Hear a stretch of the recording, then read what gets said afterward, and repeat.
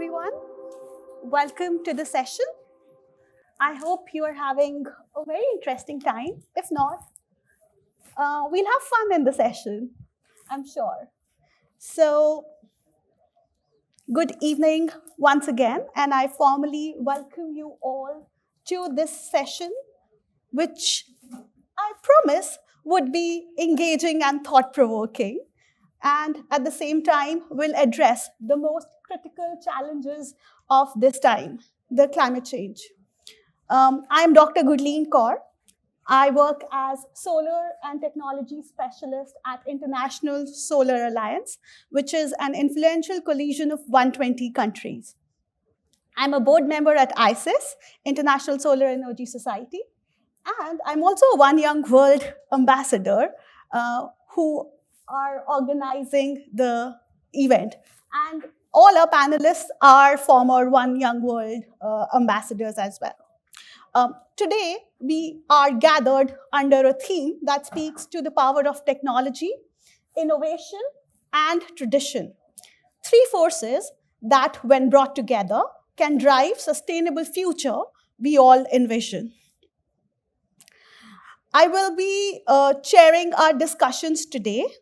And before taking much of your time, I would like to introduce our panelists.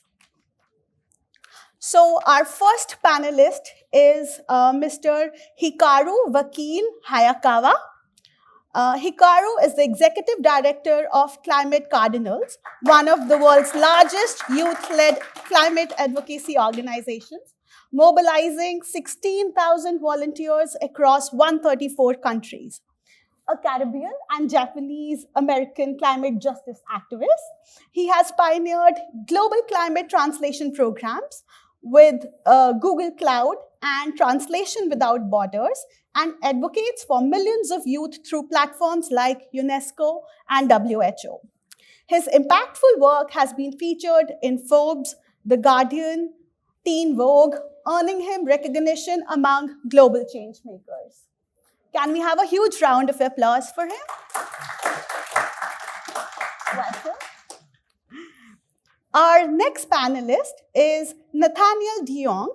Nathaniel is CEO of Future Minds Network, an award-winning social enterprise that has empowered over 13,000 youth to create businesses and transition into innovation-focused careers since 2018.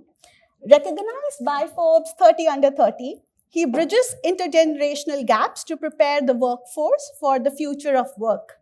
His initiatives span 11 countries, driving youth entrepreneurship in climate, tech, and social impact. Welcome. Thanks for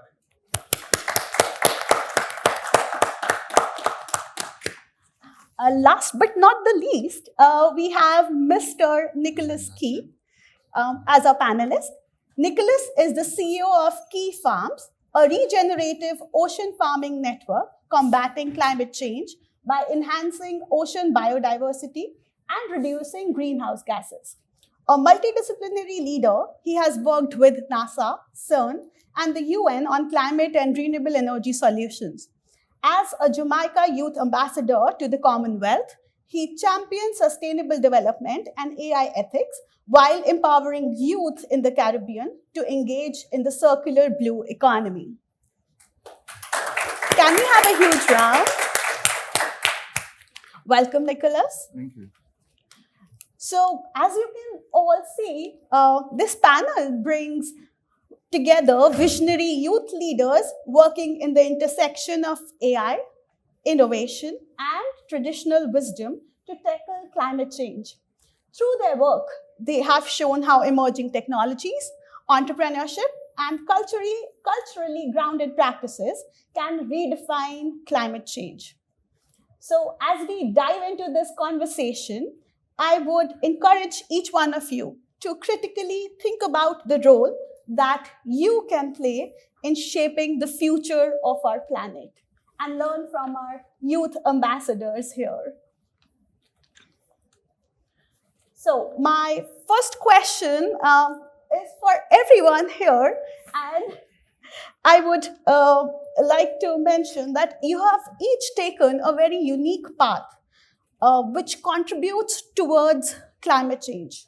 So, could you all share what inspired you to move on to that journey as a guardian of the environment and how your personal background shared your approach or shaped your approach? Yeah. Can we start with you, Oh, me. Nicholas? So my background is historically not in climate change. It's been in technology since I was the age of about 12. So I've been well into the space, technology space, for 15, 16 years at this point.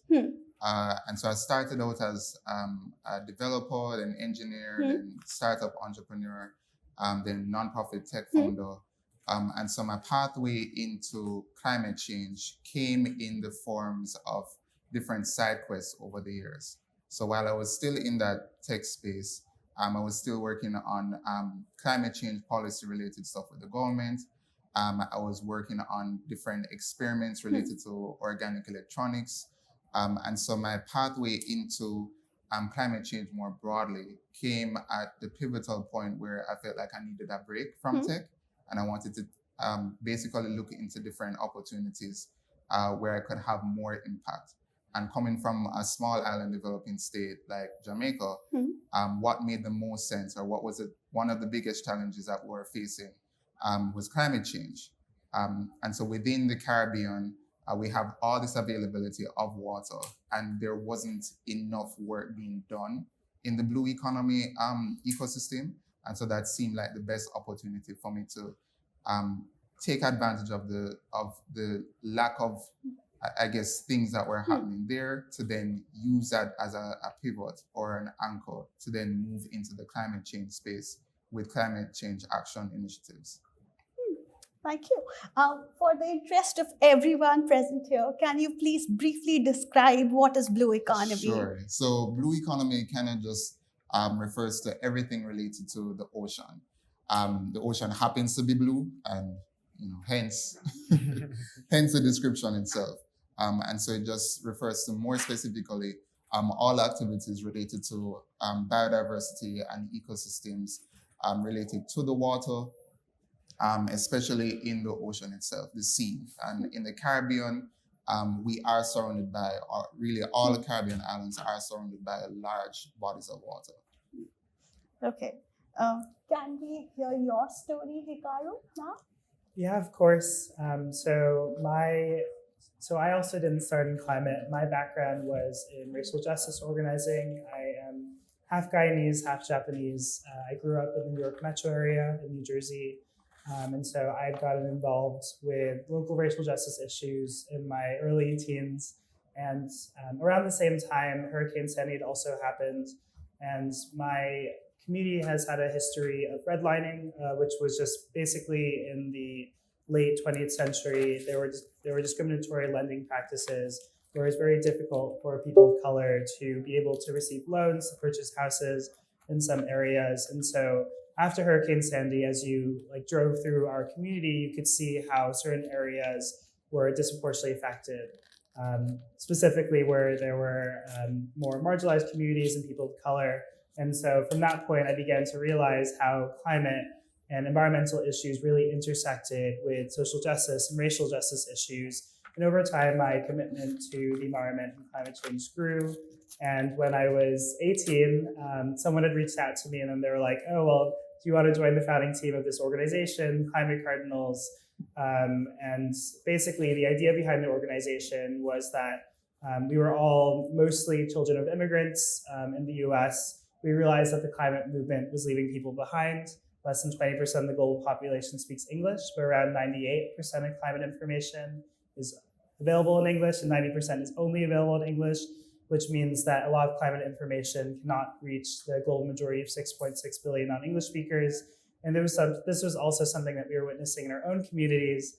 And so from there, we began as just a small group of high school and secondary school students with $500 and a website operating off of Google Classroom. And since then, we've grown substantially, focusing on translating climate information and making climate education more accessible to non-English speakers. Thank you. That is very inspiring. Nathaniel? Yeah, thank you. I actually just want to pose a question to the audience first. And I'm wondering, can I get a show of hands? Who knew exactly what they wanted to do when they were 16 years old? And who is in that career today? So in a room of 20, 30 odd people, we have one person. And growing up, I felt exactly the same way. When I was 16 years old, I watched as all my mates knew what they wanted to do. They wanted to be an engineer, a doctor, and a lawyer. And I had no clue what I wanted to do. And at that time, I started to feel a sense of fear and uncertainty. And I looked at the world and I saw that there were lots of jobs, but I didn't feel like I fit into any of these molds. And so I thought to myself, what would it actually take to prepare young people for a future that's uncertain? We see statistics like 85% of the jobs that young people work in don't even exist yet. Yeah. And seeing that as a young person, you just go, well, crap, what do I do? And so we decided it would be a really good idea to try to bring 100 young people in one room from 5 different schools, do it without any money, and run one thing called a hackathon. I'm not sure if you've heard of it before. Yes. But essentially, it's like a bit of a design sprint, an entrepreneurship program where people come into a room to solve challenges and they learn different skills. We ran that program, and that was back in 2018. And so now, 6 years later, I run an organization called Future Minds Network, where we've worked with around 13,000 young people to help them get into next-gen careers and help them start their own businesses. And sort of my venture into climate, I never actually identified as, a climate activist or in the climate space. But one thing that we realized was that there were certain industries and areas where jobs were growing really rapidly. Obviously, one of them was technology. So that was the first one we picked up. But then we saw this interesting one of climate and the ability of green jobs in the green economy to really drive new things. Coupled with the fact that, this generation where there's 4 and 5 young people want to work in a career of social impact, we realized there was actually a really big space there. And so we started to venture into climate, and we realized there was a whole world to explore in how we can transition young people into the green economy. So that's sort of the work that we're up to today at the moment. That's great. So I would just like to say that at 16, I knew what I wanted to do exactly. But as I can't relate. But as I'm growing older, there's so much to do, and I'm so confused. So you're at the right place. Even for people who are not 16 or 20 anymore, your organization is still very relevant. Thank you. Yes. So, yeah. So now we've all understood where our speakers are coming from. I would dive a little into the specifics of the work that they do. So my next question is for Mr. Hikaru. Climate Cardinals has used AI to break language barriers in climate advocacy. So what do you see as the most transformative application of AI in making information accessible, specifically for the marginalized community? Yeah, so I can speak more about how we leverage AI in Climate Cardinals. So as mentioned, Climate Cardinals primarily focuses on making climate education more accessible to non-English speakers. So we started 5 years ago, mainly operating off of Google Classroom. And then there was a lot more interest than we expected. So we started receiving translation requests from UN agencies, from governments, from nonprofits. And so we've been doing all of these translations manually with multiple translators and a single proofreader. However, about 3 years ago, Google Cloud had reached out to us and they were interested in seeing how we could leverage some of their AI translation tools. And so we worked with some of Google's employees as part of their corporate volunteering program to integrate these AI tools into our workflows. And originally we were translating about 250,000 words of climate information per year. Now we translate about 1 million words of climate information per year. So that's been very transformative for us. There are also a lot of other initiatives that are focused on ensuring that climate information is accessible, like breaking down research. I know that there's a lot of different organizations that are working on, for example, there's one initiative that is that's collecting all the documents related to the UNFCCC and negotiations and feeding it all into a AI model so that like negotiators can ask the model questions about the processes. And so there are a lot of different transformative uses of AI, specifically when it comes to information. And there's a very critical need in terms of climate because climate is a very complex issue. It's a structural issue. And we need to make sure that it is understood by as many people as possible because a lot of the information as it stands, even in English, is not very accessible. And then when you think of languages other than English, it just isn't there. Or if it is there, it's often available secondhand or thirdhand. Okay, and how can youth use this information that you translate to take some do some actionable work in the area of climate change? Can you please elaborate on that as well? Yeah, for sure. So in terms of like what we focus on, like we primarily translate documents that convert into actual insights. Like we, for example, worked with Yale on translating some of their emergency preparedness guides into Spanish to make sure that these guides and this information was accessible to Latinx communities in the United States. We also regularly liaise with our chapters. We have about 130 chapters in 35 countries. They all operate at different universities and secondary schools around the world. And so our chapters will also let us know what information is the most useful for them and like what can shape action on the ground. And so, for example, we had a chapter at the Tribhuvan University in Nepal, and they used some of the information that we translated and leveraged it on the ground following flooding in their region. And so they went out into their community and then they supported with flood relief, like making sure that people had access to all the resources that they needed after the floods, as well as like working with them to create a strategy and prepare for future emergencies as well. Yeah, I think that's great. Collecting feedback on how you're going to turn the actionable impact on ground is really, really important in the area that we all work in. So moving forward, my next question is to Nathaniel. Future Minds Network empowers youth to become innovators. So how can young people use innovation to drive climate solutions? That's one. And what advice would you give to youth who want to combine entrepreneurship with environmental impact? Okay, two big questions. So I'm going to answer one because I'm going to forget the other one. Okay, I'll repeat again. The first one is on innovation and how young people can use innovation for climate change. Yeah, look, I think one of the really great things I'm seeing in this younger generation, so for context, what we actually do is we run innovation and entrepreneurship programs. So we partner directly with governments, universities, businesses all across the world.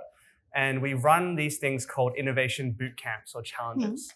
And so essentially we're looking at an 8 to 16 week intensive where we work with these young people to build business ideas that solve big problems in their community. So we do everything from, their design thinking to business modeling to pitching. And through that process, they're learning a lot of these skills because they're doing very active activities where they can actually learn on the go, learning by doing, essentially.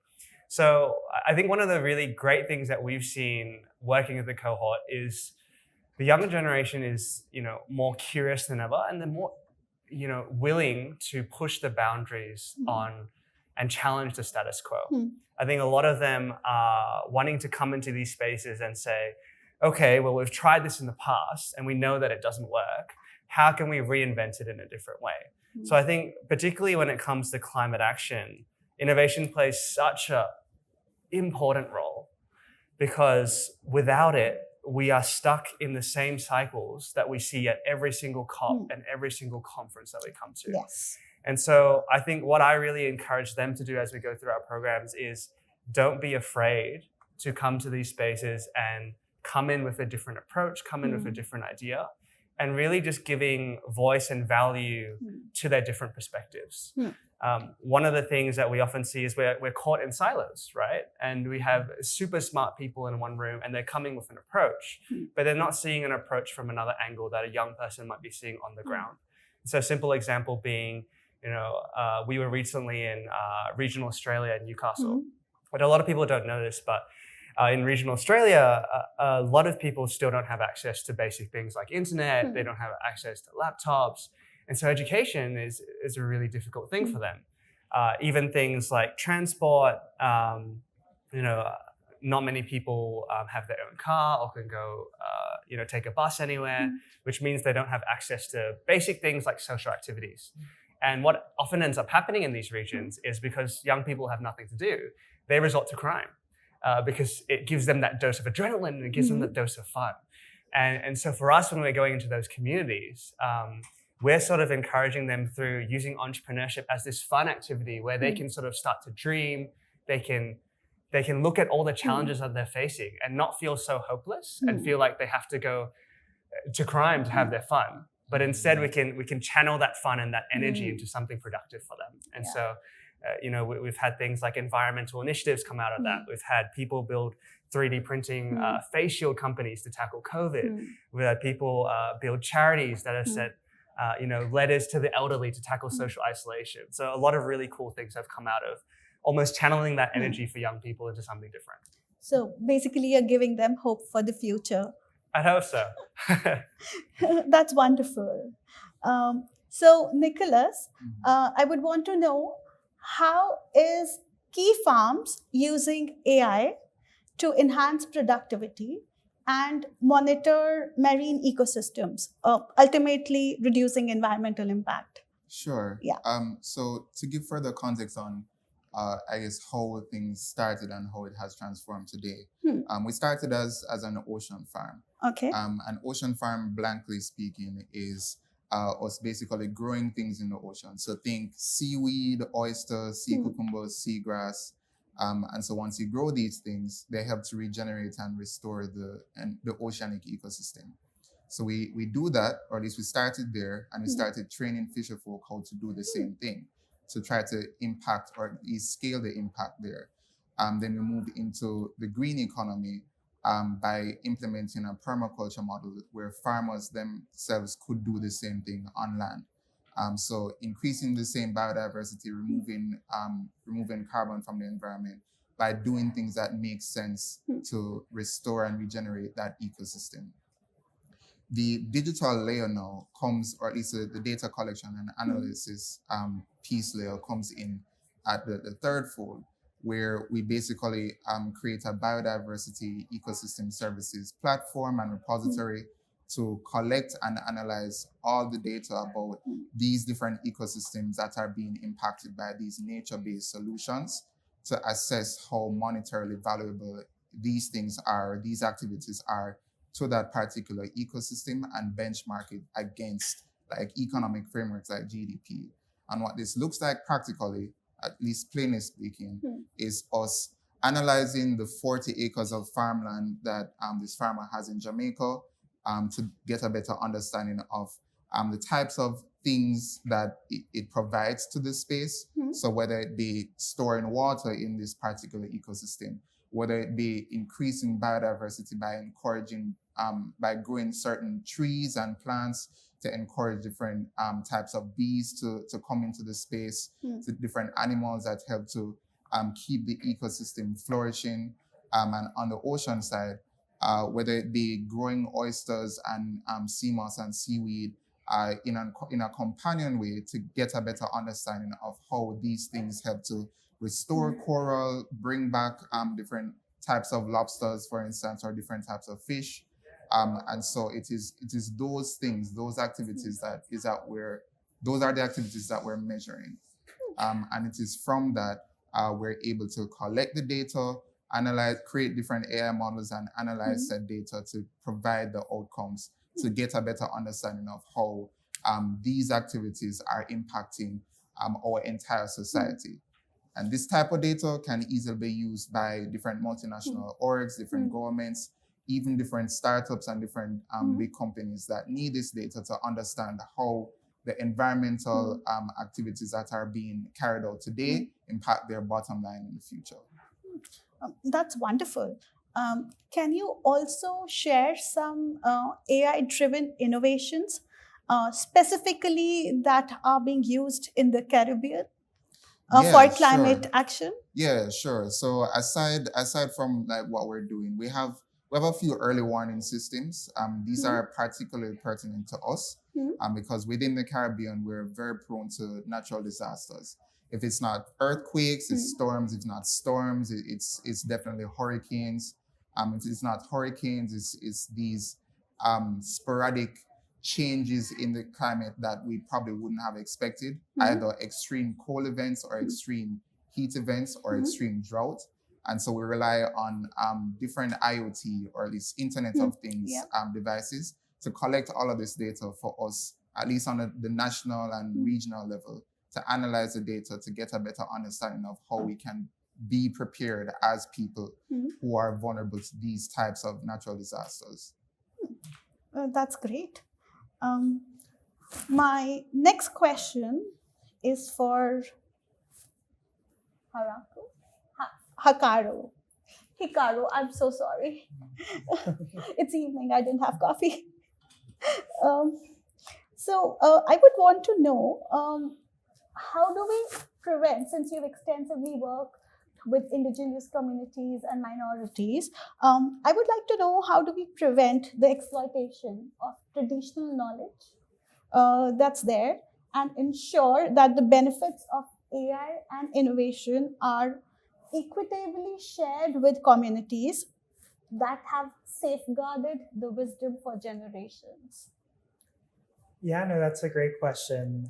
I think that's something that's incredibly important is like deliberative and inclusive governance, and in this case also like respecting like the sovereignty and self-determination of communities.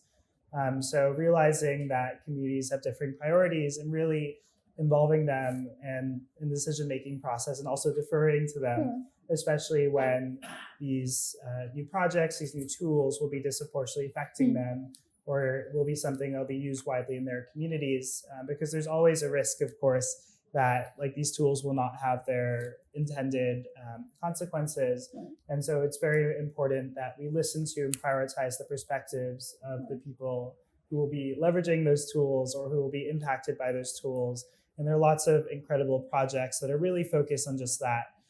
Like there's Indigenous AI. So if you look them up online, they have a website, and basically it was this like consortium that brought together different Indigenous researchers to empower Indigenous researchers in leveraging AI in their work on the ground and making sure that they can promote AI and use it in their interest to protect their cultural heritage and their priorities. So for example, some of the researchers were focused on language preservation, so creating tools that could be used by community members to help them learn their languages. And there are a lot of initiatives like this that are incredibly important because they are led by the communities. And that's always the risk too, in terms of like wanting to create something that is global and universal, but also realizing that there's some communities that don't want to share their knowledge with others. And just really ensuring that their priorities are always centered, I think is the most important like criteria that we could have in building out AI models that work to support and work in the interests of these communities. How do you ensure that AI and innovation respect and integrate the traditional practices of the communities who have been for long working as the stewards of the environment or working for the environment? Yeah, well, I think, I guess going back to some of my my answer to the prior question, I think just empowering people from those communities to lead those initiatives, because they're the ones who understand their communities the most, their needs the most. Like they also have an understanding of whether or not they want other people to access these tools and be able to use that to access Indigenous knowledge. And so basically what's most important is just making sure that they are guiding the development of these tools, because ultimately it is their knowledge, and these communities have their own forms of self-determination and sovereignty. Okay, thank you. Nicholas, I would want to know, AI can be a double-edged sword, offering immense potential, but also raising a lot of ethical concerns. How can youth be at the forefront of ensuring that AI is used responsibly in the climate action? Climate action space. Yes. Very difficult question to answer for sure.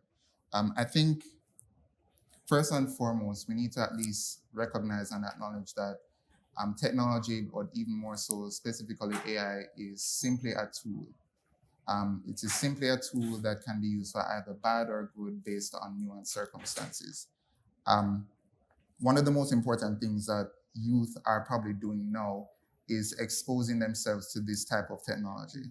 That is quite literally the pinnacle of everything, because we as youth are able to provide stark indicators as to how it can be used in very nuanced and different ways that probably we wouldn't have imagined before. And we are able to adapt or at least adapt faster than any other generation to this type of technology. And it is through those signals we'll be able to then get a better understanding of what can be done. Right now, however, within the environmental space, I think the most important thing, or one of the most important things that could or should be done, is for us to catalog and collect data about biodiversity. This could look like taking out your phone and taking pictures of quite literally every single plant, animal, every single strange thing that you see within the environment, and catalog them in different open source repositories that we have available.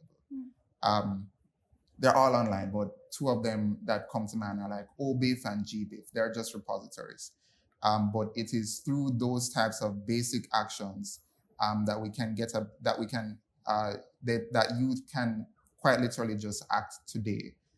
So that is just one thing on the climate action front. On the general front, though, I think more broadly speaking, the more sensitized we are about the technology in and of itself, and the more sensitized we are about climate change and the environmental space in and of itself, the more empowered we will be to then move forward to take more decisive actions. And so those are the two most important things that we can do today as youth. If you want to get more nuanced and complicated, try to become a negotiator, try to, get more embedded within the AI space, create your own models. But right now, without getting too deep into the weeds, those two basic actions of just collecting data and being more sensitized about the space makes the most sense. But doesn't that create concerns about the privacy? Yeah, well, yes and no. Yes and no. With respect to the environment, at least with respect to just collecting data, the sad reality is this. In certain circumstances where you have indigenous communities that are at risk of data being stolen about their ecosystem to create different for-profit products and services that can be scaled exponentially and extract resources from that community, that is where the risk is. That is where the risk is at. However, I think we're at a very dangerous standpoint with respect to climate degradation, where we can't afford to put on those oversensitive guardrails or parameters. We kind of need to act more radically within the spaces of climate action and move within the direction or with the intent of improving a lot of services and activities that we are doing today in order to overshadow whatever negative counterpart impacts that could be had by private entities or private interests. And so the guardrails around that latter piece are quite literally regulation through governments. And the only way we can have governments act or get governments to act is to pretty much lobby. Okay, fair enough. Nathaniel, what, in your experience, in leading organizations which mobilize youth at scale in several countries. What strategies you found to be most effective in sustaining youth engagement and turning passion into a measurable climate impact? Great question. We had some dance lights going on earlier. Look, I think one of the things about our generation are they're very easily distracted. And so when you talk about mobilizing youth, particularly in the climate space or action in general, I think it's really understanding that behavior, particularly in a generation like Gen Z, is very different. So Gen Z, the oldest of them now are 27. So they're well into the workforce right now. And the statistics show that 40% of the workforce will be Gen Z by 2030, which is only 5-6 years away. So if you put that into perspective, nearly half of the workforce is going to be Gen Z or younger. And so a lot of companies at the moment are kind of struggling with this because they're looking at this new generation and they're saying, well, they're demanding so much. They want purpose, they want agency, they want work-life balance. And I think that's part of it. So, right to mental health as well. Mental health, yeah. So part of this mobilization battle is realizing that the expectations are very different. It's realizing, I mentioned before, 4 in 5 young people want to work in social impact careers. It's realizing that young people are prioritizing companies with better mental health benefits over a higher salary. It's all of these things. And I think perhaps the most important thing that I mentioned is this aspect of agency that, particularly we saw this even with the older generations after COVID. We all had this moment of, well, what am I actually doing with my life? What am I doing with my career? And we had this great movement, what we call the Great Resignation, for any economists in the room, right? And so essentially, a bunch of people thought about themselves internally. They thought about their careers and said, well, I don't want to spend the next 30 years in this line of work if I feel like I'm not going to have purpose or I'm not going to have meaning in what I do. And so I think this is even greater in this new younger generation that we're seeing, is that they want to make sure that if they're committing to a career, that's a career where they can see meaning, that's a career which excites them and wants to bring them to work. But I think the flip side of that is there's the reality of what work life is, right? And in the early days of any career, a lot of it is long hours. It's not being very happy with your boss. It's not enjoying the work. And so, I often get asked by many companies, well, what's the solution to this? And I think the solution is a combination of both. It's helping companies to understand that, yes, there are shifting expectations. And there are strategies where we can start to bridge that gap of, I guess, this intergenerational divide. But on the other hand, we also have to be working on the young people's side to almost benchmark where their expectations lie and ensure that they understand that it isn't all sunshine and rainbows. So I think on both sides, there's a lot of work to be done. And we're not often having this conversation because even at platforms like COP, we have great conversations about climate finance and how we invest. But it's often an accountability game instead of an implementation game. And so that's sort of where I come in, is I'm looking at all of these amazing conversations and I'm like, this is great. Let's great to get to a green transition. But how? How are we going to do that? And I think it really starts with that skills and jobs and education pathway. Another example, in Australia, for example, we've now had more stringent accounting standards come into play. And that means that now every company has to report on their climate and carbon. But currently, we are not having enough accountants already, let alone we don't actually have a proper pathway for climate accounting. And so what we're looking into at Future Minds is essentially a job accelerator that looks at some of these specialized pathways to get a young person from A to Z and to explore new careers in the green economy that they haven't seen yet, that aren't offered by university, where they can get into something like climate accounting, where they can get into something like AI project management, and they can get skills they otherwise wouldn't get elsewhere. So I think in answer to your question, there's a lot in play when it comes to mobilizing young people. But at the core of it, it's bringing agency back, and it's about thinking about things differently. Things are not the way it was, 20 years ago, and it's a very different environment now. Great. I think for those of you who are looking for alternate careers, he just gave a tip. Environmental auditors are on the call. Yes. So please keep developing these skills and join the training programs with him. The specialized training programs for auditors, the environmental auditors. Thank you. So, yes. I think I would ask you the last question to all of you before I open the floor for audience questions.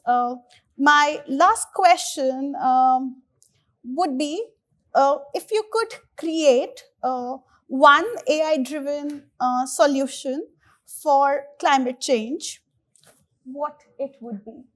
And I would also like audience to think about it. I'll give you 10 seconds before, I'll ask everyone in the room to also share their opinion on this. Yes, who wants to go first? Okay. I can go first. Okay. Yeah, I mean, I think there's so many options. There's so many like critical needs in terms of, just in terms of climate and where AI can play a role. I know there's a lot of focus, especially in the financial sector, on like climate risk. I think on our end, something that we've really been focused on and we're really interested in building out is more opportunities to connect people to action. And so building out tools like that can help provide information that's accessible to different people, no matter their language or background, and also like providing information about opportunities to get involved, because there's so much interest in driving action. I mean, even for us, for Climate Cardinals, when we put out applications in the past for our volunteer executive team, we received 5,000 applications for 50 positions. And so our generation has a lot of energy and we're really willing to step up. And I mean, I'm based in the US, and so of course there's been a lot to think about recently in terms of the future of climate action. But I think we can be very confident that there are people who have stepped up in the past and who are willing to do so right now. And I think that in terms of like how AI can play a role, I think that is one very critical role in terms of generating more action. That's great. And as you mentioned, you use their energy productively and prevent them from falling into despair. That's really important nowadays.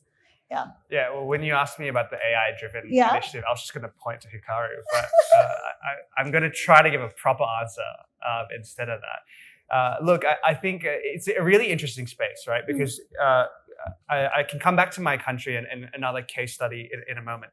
But essentially, like, we've now gone through a process in our education and school systems where in Sydney, for example, whole schools have put a huge ban on AI. And you have two sides of the fence. One side which says, okay, we're going to completely ban AI from all use. And they've introduced basically like an AI verification tool which will scan through different assignments and see whether you've used the help of AI to use it. Sorry. Turnitin is one of them. Yeah, the one of them. And then you have the other side, which when you hand in an assignment now, you can now have the option of saying, I have used AI to help me write this assignment. Right? And so you think about that, and you have two very strong-headed sides arguing about whether AI is helping education or AI is not helping education. And it's really hard to say, right? Because on one hand, the efficiency it gives us, the resources it gives us is great, but then there are the ethical considerations. There's things around, how it changes cognitive thinking, the verification of information that all come into play. So, my default when you ask me what would an AI-driven solution look like for climate change, it would be in education. And, our dream is to build, and continue to expand the digital academy that we have around getting young people into these specialized pathways that don't otherwise exist. But at the same time, I'm conflicted around the role of AI and how heavy we use AI in that process. One thing that's really something that I live by is I think it's important for all young people to know about AI, but not necessarily to use it.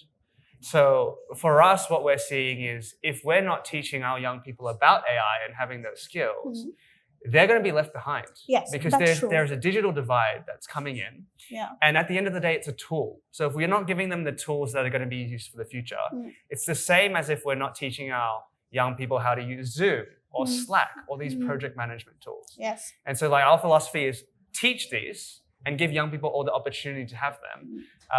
But we're not imposing on them and saying that if you don't learn this, you're going to be unemployed in the future. I think you have to... it's a bit of a balance. Yes, balance. It's a and delicate also you balance have to let them turn AI to their own advantage. You have to train them on how to use technology for their own benefit. So part of that is we're looking into like an AI Jobs Academy, which I think I briefly mentioned before, where we're seeing a huge input of there's a huge demand now for AI consultants because a lot of businesses are seeing this big bracket of AI and saying, oh no, we're not up to date now and we now need to upgrade our technology. And so there's a huge demand there and a lack of supply. So what we're looking at is a specialized pathway to, again, get young people to become AI skilled and give them a base level where they can then go into project management or consulting and use the AI skills they have for good. So that's something that we're really excited about. And hopefully that will be an initiative I can talk to you about in 11 countries in a few months' time. That would be wonderful. Yeah. Nicholas? Yeah, I'm I guess coming in with a more radical point of view. I think we need to move more aggressively towards AI solutions, AI-oriented solutions. I think we're too close to hitting prime markers and milestones for climate degradation for us to be a bit too calm about this. We need AI models to provide us with radical solutions to help us to get below the 1.5 degrees that we are purporting. Or even to hit the other major benchmarks that we need to hit before we destroy ourselves. And so at least two examples come to mind. One is looking at the response to energy in and of itself. Right now, renewable energy solutions are currently afoot. However, there is a counterpart externality consequence with respect to how we are developing these renewable energy solutions. A lot of them use rare earth elements. A lot of these elements are sourced within the global south. They help to degrade the environment more rapidly. And so if we could just create different AI models or move towards or edge towards general AI, towards creating different models to help us to solve that piece, to solve that issue, then we'd have opportunities to just solve the energy crisis that we're currently facing. That's one thing. The other thing that is really at least a problem for us, more broadly speaking, is the loss of biodiversity.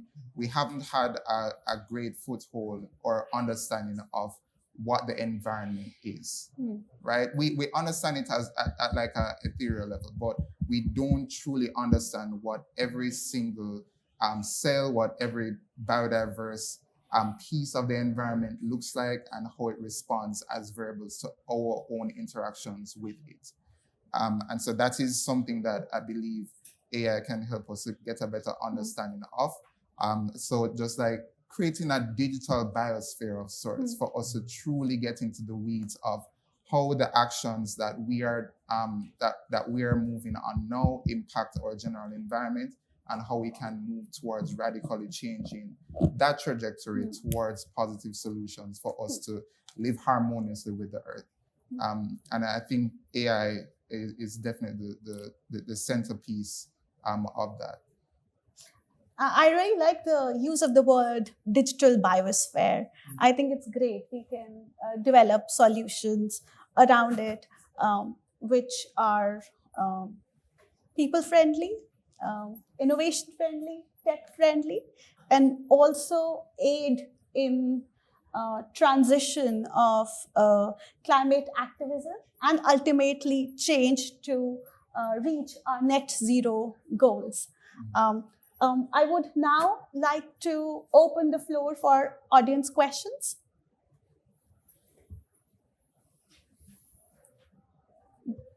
Yes? Hello. First of all, great panel discussion. You're all doing amazing work. I'm Tim Keane. I'm part of KPMG's Youth Delegate. I was on an event earlier today and I came across a term called youth washing. And I was just wondering if you've heard of it before and if you have any advice for young people who work in organizations that want to be innovative and instigate change from the ground up. Is that like a different shade of greenwashing? Like a lighter green? I didn't hear it before today, but it's interesting.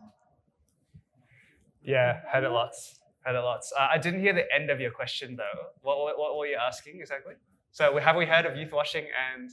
Have you heard of youth washing and have you any advice for young people in organizations that want to be innovative from the ground up, so through senior leadership? Did you hear that? Have you had youth washing in your own have I had youth washing? in your own organization great. Sorry, or heard about? My hearing's terrible. Yeah. But yes, heard of youth washing lots. And look, I think it is a thing, right? So like, I think when I think about youth washing, I think about immediately young people being pulled into things just because they're young and just because they can make a company look good. And often it's a tokenistic form of value because what we're seeing as the new standard is young people need to be involved in co-design, they need to be speaking, they need to be present. But all of those things can happen, but if they're not done in a meaningful way, it's still youth washing, right? Yeah. And oftentimes they're not compensated. Yes. Youth aren't And also they need to do it along with their own work at their organization. Yes. So this is the additional task Yes. they are given. So yeah, I was just going to get to that point. I think that's exactly it. So even if we do get to this point where we're helping, youth are co-designing, they're speaking, etc. One of the interesting things that I've seen is, for example, if you had someone who is 50 years old in this space, would you expect them to be doing full-time work for free? The answer is often no. No. Right? Because they have a family to feed, they have a house to pay off, they have a mortgage. But then the expectation for young people, for them to do it full-time, is it okay to do it for free? Yeah. Because they're getting experience, because they're growing. And so there's this divide here, right? And I'm not saying at all that volunteering is a bad thing. I think volunteering is very, very valid, and there's a place and there's a time for that. But I think often where I see youth washing come in is when we get to these positions where you have a young person who's working full-time on an initiative. They've been in the space for 5-6 years, but they're still not being compensated for their time, and they're still not being recognized for the work that they do. And so I think if there are companies or businesses in that room, I think it's almost a call out to start thinking about, how can you recognize the value? It could be monetary. It could not be monetary. It could be through other things, through getting them more involved in other parts of your work culture, getting them and inviting them to particular events. And so just rethinking that whole value piece that we have. It's not just about giving young people a platform, but just recognizing that their time is valuable, just as any other human's time is valuable. And that's what I would say to that youth washing piece. Yeah, no, and I just want to expand on that. I think, Nathaniel gave a great answer. I think that's something else that also often happens is that when companies or governments or NGOs create space for youth, often it's just a space for youth. And often it's siloed from everything else. And it's important that we create an institutionalized intergenerational spaces where, for example, instead of having youth advisory council, just having youth be on your board and making sure that youth are actively involved in decision-making processes.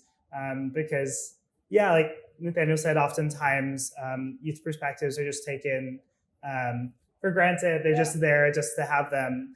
And really ensuring that our perspectives are integrated into the final decisions, because youth are incredibly important stakeholders. We are 25% of the global population. In many countries, youth are the majority of the population. And so it's absolutely important in order to move forward together that youth are included in decision making. Yeah, and I also think some organizations are already moving in that direction. So I am currently on board of ISIS as a youth representative along with other people. So I think people are realizing that and moving in that direction, not creating separate committees or wings, but also getting them together, because you are able to learn from the experienced people and move together for creating meaningful change. So these remarkable young leaders and our panelists have highlighted overall one undeniable truth. The fight against climate change is not just about science, policy, AI, ethics. It's about people, both young and old, being inclusive. It is about bringing diverse voices to the table, respecting the wisdom of the past, and harnessing the innovations of the present to secure a better future for all. And I would like to thank my incredible panelists for sharing their stories, their insights, and their vision for future.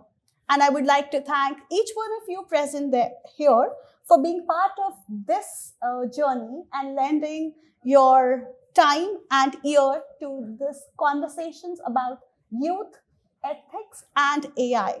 So together, we are the guardians of the environment, and together, we will create a lasting change. Thank you, everyone.